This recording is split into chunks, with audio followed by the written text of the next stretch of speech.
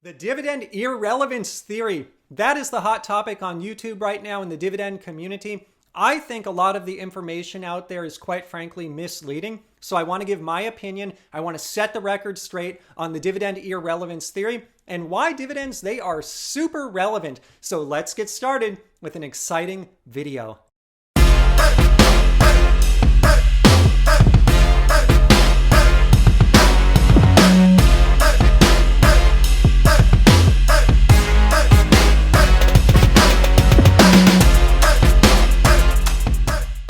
So first, what is this irrelevance theory? Basically, what the skeptics are saying out there is that you have two stocks. One pays a dividend, one does not. And they basically say, all else being equal, there's no value, there's nothing special created by the dividend. And the reason they say that is when a company pays a dividend, the share price, it notches down to reflect the dividend payment. Because money leaves the company and it goes into my bank account, the shareholder. And in that respect, they're right. When you look at it that way, hey, it doesn't really matter which one you own. But the problem is they're not looking at all the other factors out there, such as an individual investor's life circumstances, such as an individual investor's goals, such as an individual investor's personal situation, and honestly, so much more. I am going to go through 9 reasons today, 9 reasons that the dividend irrelevance theory, it actually is wrong. And the way that folks are looking at this dividend irrelevance theory, they're looking at it the wrong way, in my opinion. So I'm going to go through that with 9 different reasons today. And I'll tell you what's so funny. A lot of these people who are skeptics who talk down about dividends, they actually go on to acknowledge studies that show that the dividends over the long run, dividend stocks, have actually outperformed. They've been outperformers. I've seen that in my personal dividend stock portfolio. I did a study that I'll link to in the description below that shows how my portfolio, it's slightly beating the S&P 500. It's doing that on a total returns basis, but it's also doing that, I would say, with less risk because my current dividend yield, it's a lot higher than the S&P 500s. And so what I'm seeing in my own practical case is backing that study up. I am seeing that I'm slightly outperforming the S&P, but I'll tell you that's the furthest thing that matters to me. I don't care about total returns. We'll get more to this later. Let's jump into these 9 reasons why I think the dividend irrelevance theory honestly is a bit of a joke.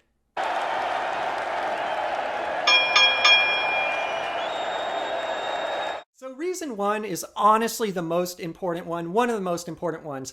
These folks are thinking, hey, all investors out there, you all have the same goals. You all have the same goal, and it's this whole concept of total returns. That could not be further from the truth. My personal goal is to live off of cash flow at a young age. I want to live off of dividends. I will live off of dividends.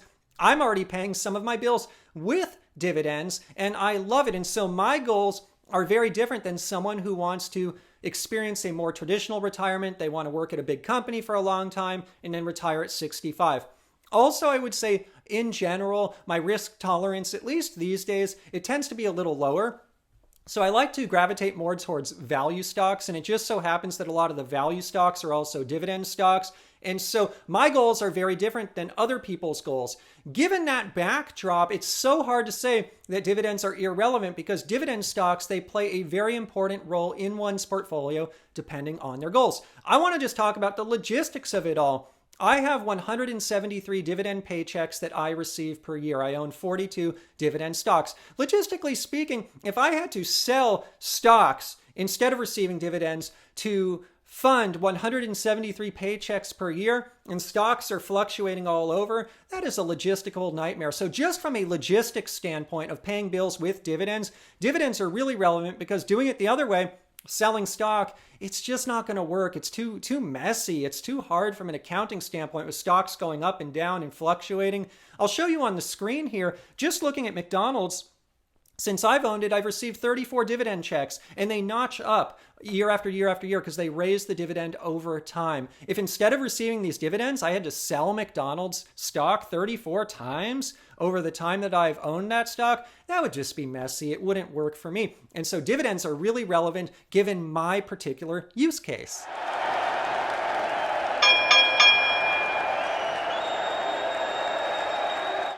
Faulty argument number 2. If you ever see someone out there basically attacking or speaking down of a particular subset of investors, usually their argument is not going to be too strong. So I've seen some arguments out there where folks are saying like, hey, dividend investors, they don't have a leg to stand on, or they don't have a platform to stand on, or dividend investors, they're quick to defend themselves, or dividend investors, they just want to be nice and happy and friendly out there. No, they're wrong. I've seen stuff like this. If someone's coming with this kind of argument, usually that's not a really good argument, attacking someone's character or their strategy. It's better to argue through data, through logic, through strategy than actually going after someone. So if you see someone go after someone like that, that's usually a faulty argument. And so I just wanted to share that because I am seeing that out there right now in the community.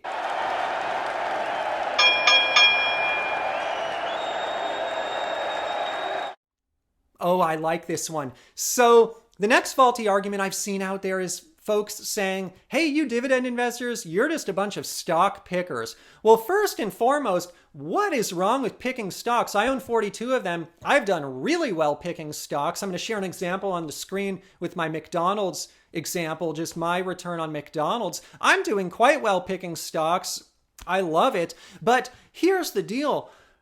Before you go after an entire community of people, it's better to first understand, well, what are they about? Because there are a lot of people in this community, put a comment below if this is you, that don't even own individual stocks. There's a lot of dividend investors. They're not stock pickers. A lot in the community like to invest in the S&P 500. And yeah, there's stocks in the S&P 500 that don't even pay dividends. But the reason that dividend investors invest in that index is they like the broad index exposure, and they like the dividend cash flow that comes from the index, and they hope to achieve a really substantial yield on cost over time and pay bills with that yield on cost. And so you have dividend investors like myself who are stock pickers, who are good at it, who enjoy it, but there are other dividend investors who like to invest in ETFs. They like to invest in index funds like the S&P 500 index. There are many different flavors of dividend investors. And so to pigeonhole the dividend investors and just say, hey, they're just a bunch of stock pickers, that's not even true. But even if they were, hey, nothing wrong with picking stocks. It's worked really well for me. I love picking stocks. And I know Warren Buffett loves picking stocks as well. He's done really well with that.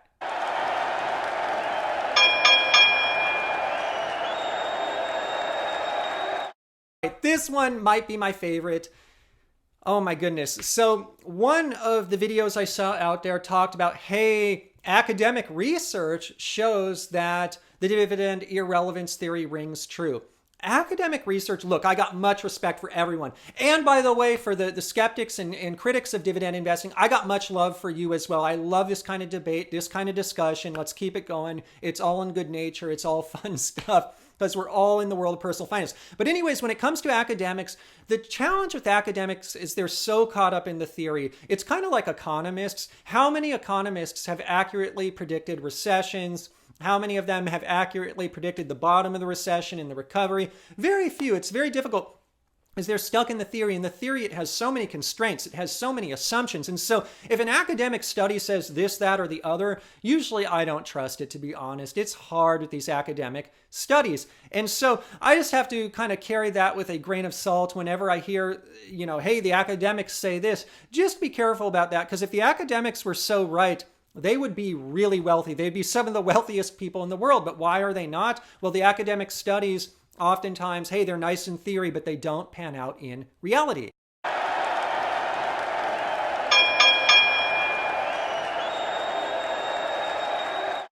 Oh, I love this one. I hope I don't upset the community too much, but I'll tell you, I am probably, given the scale of my YouTube channel, the lowest paid YouTuber out there. Let me explain this. Everyone on YouTube has some kind of motive. Why are they doing what they're doing? Honestly, I do it here for the thug life. I do it for the culture. I do this for the culture. That said, I got some other motives. I earn money on YouTube through advertising revenue. I have a line of custom merch. Mad props to all the community members who have purchased it. And I make some money by selling my merch, my t-shirts. And quite frankly, I'll tell you, I think anyone on YouTube, myself included, we got a bit of an ego. And so when the channel gets big, there's a lot of views. It's kind of like, wow, I'm becoming famous, and kind of feeds the ego. That's my motives. But I'll tell you, my motives are a lot different than some other YouTubers. I've talked about this before, but there's a lot of people doing the affiliate thing. So you have to take those people with a grain of salt, because it's kind of like, well, why are they positioning this platform or that? Well, they're doing it because they earn affiliate commission. Or why are they selling this or that? They're selling courses, they're making money. I'm not saying there's anything wrong with that. But you have to always consider the motive behind the YouTuber. Why are they saying what they're saying? Well, one other thing I want to point out for the community, do your own research. Research me, research everyone else talking about dividend irrelevance theory, is the notion of the financial advisor. And so financial advisors these days, I know a lot of them, and how do they earn a commission? Well, they oftentimes sign up clients and they earn a commission by selling them on certain products. And oftentimes these products are mutual funds or index funds, for example. And so what you have to understand is if someone out there is telling you that dividends are irrelevant and they're completely wrong, dividend investors, they're gonna fight back really quickly, but they're all wrong. If someone is saying that and you kind of dig into them more and you understand, oh, this person's a financial advisor, and there's nothing wrong with that. Mad props to the financial advisors. I love you guys because we all love finance. But you have to think, well, are they a little biased because they don't make any money if they sign up their clients for individual stocks? And quite frankly, if someone's a self-empowered investor and they're going to go about it themselves, like myself, and just buy the stocks themselves, I don't make money that way. But if I'm an advisor and I can sell them on these mutual funds and these index funds, yeah, they're low fees, but I get a stream of annuity as long as they're on it for life. I get monthly commissions. Hey, does that bias me a little bit? And hey, does that allow me to use this YouTube platform to sign up a bunch of people and make even more money? And so just something to keep in mind. Look, I got love for all three buckets. For myself, people like me who are the low-paid YouTubers, people who are the affiliate dudes making some money, and people who are the advisors making mad money when they sign up clients and get a lifetime annuity stream from the personal finance clients. I got mad love for everyone, but hey, as someone trying to figure out your financial journey, just look into who you're listening to and hey, what kind of ulterior motives or even subconsciously might they have?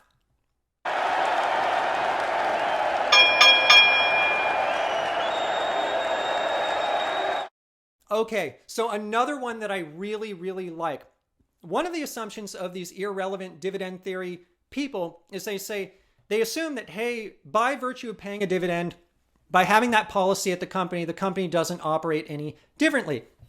And especially when this comes from someone who, hey, might not have experience rolling up their sleeves and working in a more operational role. I hear finance people say this kind of thing a lot. And I don't want to speak down to finance people. I love you. Mad respect. Just had a meet up with two finance people that showed up that really impressed me. Love these people. But what I would say that I've learned through working at businesses in operational roles when I've rolled up my sleeves is, man, when you get into the nitty gritty at these companies, money can get wasted. Look, it's, money sitting around. It becomes a target. There's people at companies that are quote unquote empire builders. They want to have a bigger team. And so they see money sitting around. They work with senior leaders to get more budget, to hire more people. They don't even need these people. They're just doing it to build an empire. And so the beauty of dividend investing is it takes cash out of the company, rightfully gets it to the shareholders. And so I can't prove through academic study or mathematics if that affects things or not, but it just so happens, even the skeptics point this out, that the dividend irrelevance theory or dividend stocks in particular outperform non-dividend stocks over the long run. I personally believe that does have a role, because when you set the values of the company and you set the values of being scrappy with money, you set the values of conserving the money, you set the values of getting the money to the shareholders, it makes people less likely to squander money, and it sets the right values for the people working at the company. Even better if there's an employee stock plan and then the employees start seeing that cash flow, they're probably going to be a little more frugal with their money, with their decisions in their jobs on an operational level to conserve money and treat the money with respect. And so for that reason, that's actually one of the biggest reasons that I love dividend companies, is because I believe a dividend company, honestly, a lot of the time operates a lot better than a non-dividend company, just from that philosophical level.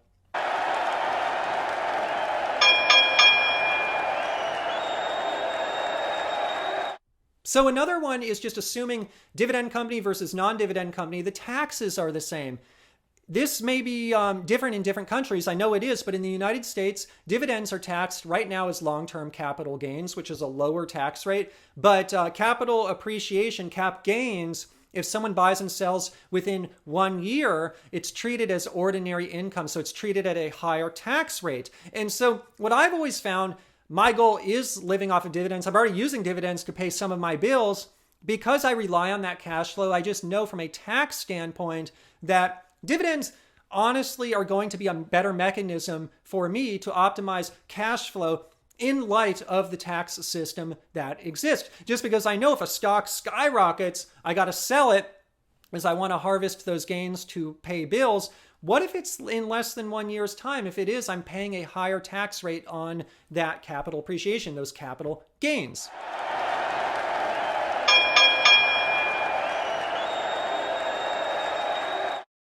So another one is an assumption.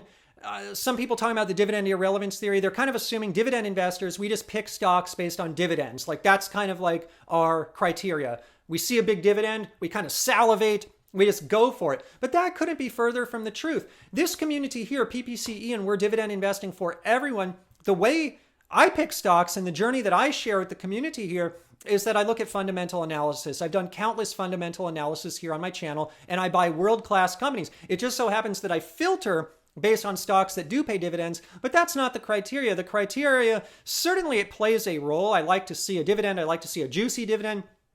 More than anything, I like to see a growing dividend because it gives me confidence in the operations of the company. But I could never buy a dividend stock just based on dividend alone. I have to buy stocks that have awesome fundamentals, world-class fundamentals. And so, yeah, I'm a stock picker, but I pick those stocks based on fundamental analysis. And certainly, I'm not going after stocks that are yield traps. I talk about that a lot here on my channel. You have to be real careful as a dividend investor not to buy stuff just because it pays a dividend, not to buy stuff that's a yield trap, because that creates enormous risk, enormous risk. I only buy the best of the best, and certainly I look at the fundamentals before anything else.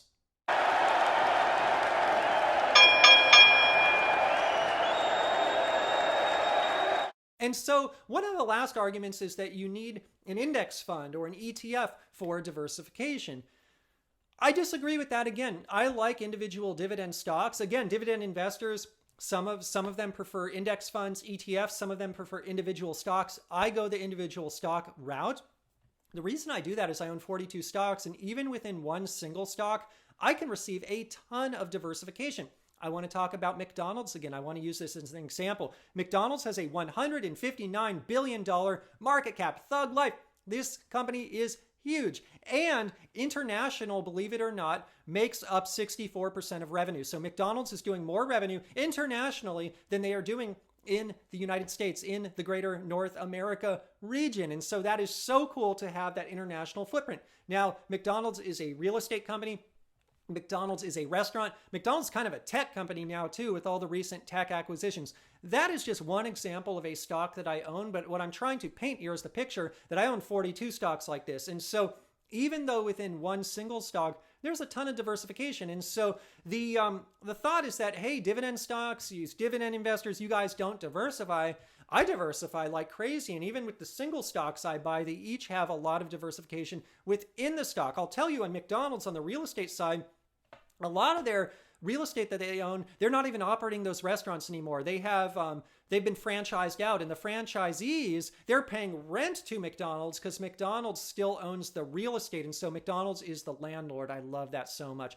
Anyways, those are my thoughts on the discussion today. Those are the 9 reasons that I think the skeptics out there talking about the dividend irrelevance theory, they may want to give it a second look. Again, at an academic level, hey, it makes sense. You buy this one or that one, it doesn't matter. But when you get down to the nuts and bolts, you get down to the individual investors and what their goals are, you get down to the nitty gritty, you roll up your sleeves and you look at these 9 assumptions that people are making out there, you start seeing that for certain investors like myself, dividends are super relevant. But what I would say at a high level is every investor, again, will have their own goals. You have to find the strategy that works for you. There are so many different types of investing out there that work, that can do great. Everyone has different goals, different risk tolerances, different objectives in life. My objective is one of cash flow, paying my bills, early financial freedom. And so that's why I have gravitated towards dividends, because they provide a mechanism that makes that just so seamless, makes it easy. Don't have to, boy, when I'm out on the beach and I'm enjoying the early financial freedom, do I want to worry about when I'm selling certain stocks and managing that? No, I just want to receive my 173 paychecks per year. Thank you for watching the video today. Much love to everyone in the community, the dividend community, but also the other folks out there who don't agree. There are people out there who don't agree with dividends. Hey, more power to you as well. I love this discussion, this debate on YouTube. You all are awesome. Thank you for starting this conversation, and I wish you all the best. Before I leave today, in terms of a friendly disclaimer, I'm not a licensed investment advisor. Today's video is not investment advice. Today's video is just for your fun and entertainment. If you're going to go out and invest in the stock market, please consult a licensed investment advisor first. Just sharing my journey here on YouTube for fun. And in terms of a full disclosure, I am long McDonald's, ticker symbol MCD. I'm loving it. I'll see you all in the next video.